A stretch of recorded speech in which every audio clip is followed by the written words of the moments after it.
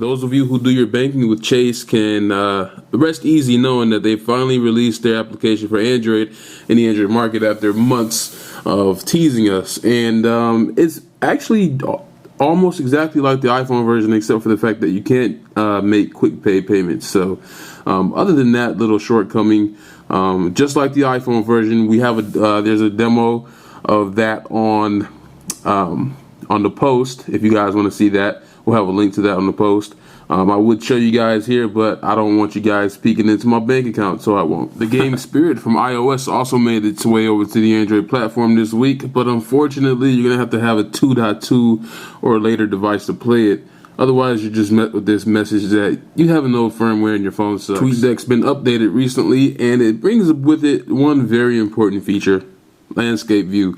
Something a lot of people were missing in the beta versions of TweetDeck, but and then in the initial release. But we finally have it here.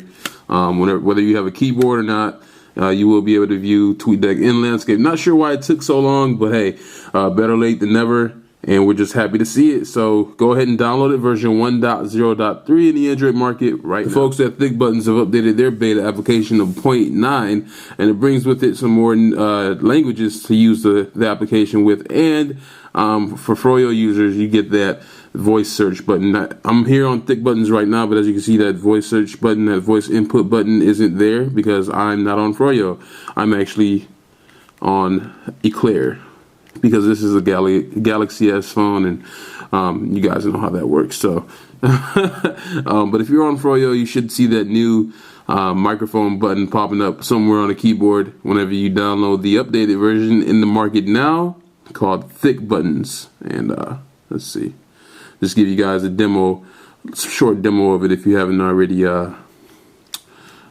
played with it.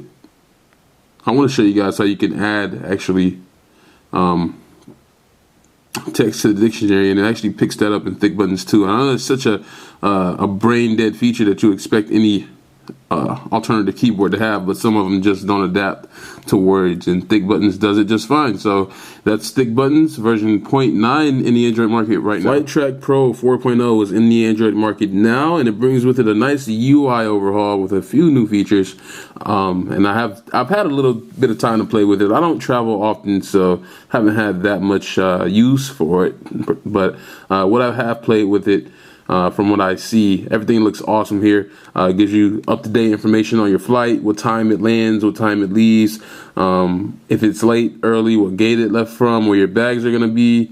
And even if the flight is en route, it will show you how far in the air you are, how far to your destination you have to go, and just everything you would possibly want to know. And then they have a forecast of a percentage of you're going to be on time, or you're going to be late, 30 minutes late, 15 minutes late. So you kind of get a good visual look at where you are. If you're going to be on time, you can alert your friends and family ahead of time if there's a delay. I suppose if you're on a Wi-Fi connection sitting on the airplane, you can do that. And then they give you kind of a look at the map of where you're going. So I guess this flight's going to Hawaii, actually, yeah. So you can actually see where you are. So right now, if I were on this flight, I would be over the ocean. This is pretty cool just to know where you're at. It's not particularly useful. You can't really do anything on this screen here. You can look at the forecast, weather forecast, and everything like that for wherever you're going or coming from. But yeah, this is not really that useful. Just something cool they added. Doesn't hurt to have. And then here you can just kind of look at the seat map, see where you're sitting, how many seats are on the plane, and where the exits are.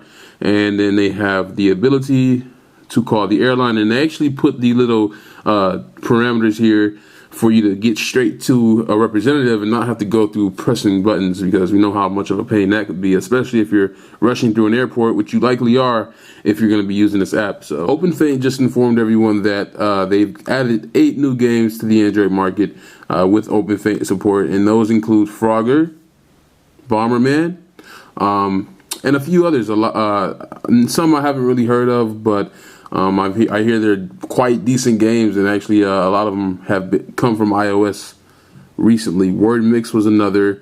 I believe, what else? I think Kilgore Castle. I'm not even sure how to pronounce that, but I think that was one. But 8 new games, and they said they have over 300 more in the works. So that brings the total up to 100 games now.